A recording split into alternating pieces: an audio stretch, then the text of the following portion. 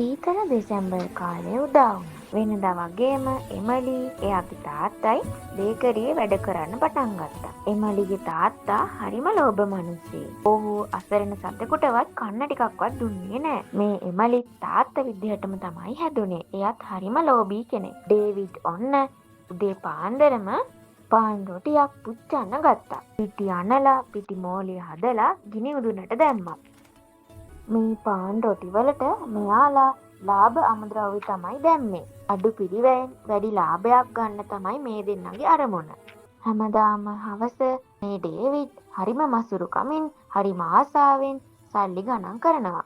අම්මෝ අද නම් හරිම ජය.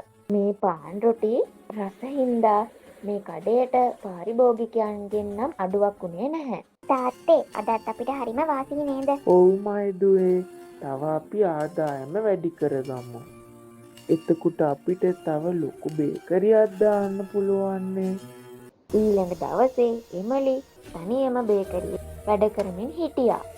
පිටි මෝලි අඹරමින් පාන් පිලිස්සුවා. වයසක කාන්තාවක් බඩගින්නේ පාරේ යනකොට ඔන්න මේ බේකරිය දැක්කා.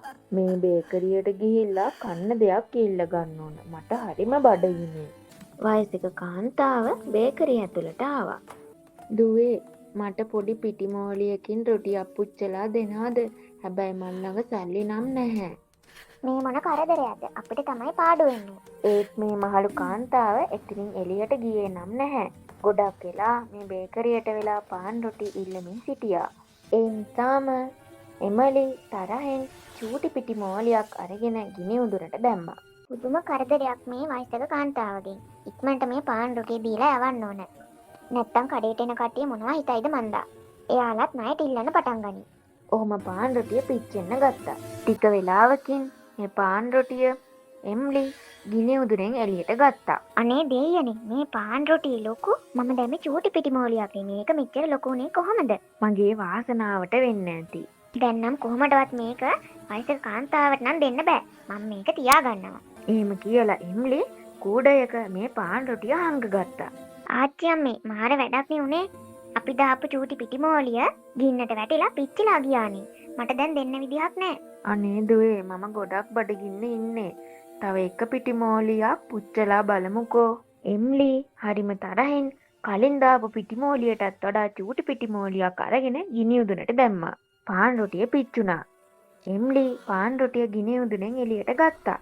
අනේ පුදුමයි. කලින්ටත් වඩා ලොකු පාන් රොටියක් හැදුනේ කොහමද?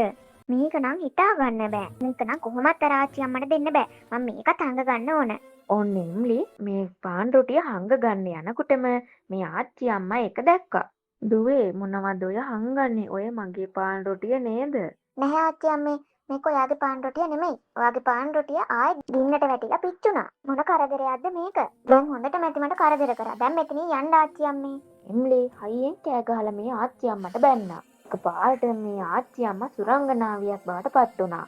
ඒක දැකපු එම්ලි ගොඩක් බයටත් පුදුමයටත් පත් වුණා. අනේ ඔබ කවුද? ඇයි මෙහෙම දෙයක් කරේ? දුවේ මම ඔබේ මසුරුකමයි කපටිකමයි හොඳට තේරුම් ගත්තා. මම වගේ වයසක කාන්තාවකටත් ඔබ මේ විදිහට තමයි සැලකුවේ. ඔයාගේ නරක ගතිගුණ නැති වෙන්න මම හොඳ පාඩමක් උගන්වන්නම්. අනේ මට මොකුත් කරන්න එපා අත්තම්මේ. මේ සුරංගනාවිය මායා යෂ්ටිය කරකවුවා. ඉතින් මේ ගෑනු ළමයා එකපාරටම බකමෝනේ බවට පත් වුණා. එම්ලි තමන්ගේ වැරදි තේරුම් ගන්න තාක්කල් බකමෝනු බන්ධනේ ඇයි හිර වෙලා හිටියා. ඇයි බේකරියෙන් පියඹලා ගහක් උඩට ගියා. මේ එම්ලිගේ තාත්තා එම්ලිව ගොඩක් හැමතැනම හෙව්වා. නමුත් එම්ලිව හොයාගන්න නම් බැරි වුණා. එම්ලි තමන්ගේ වැරදි තේරුම් ගත්තා. එම්ලි නැති නිසා එම්ලිගේ තාත්තා ගොඩාක් දුකින් අයියෙන් ඇඬුවා.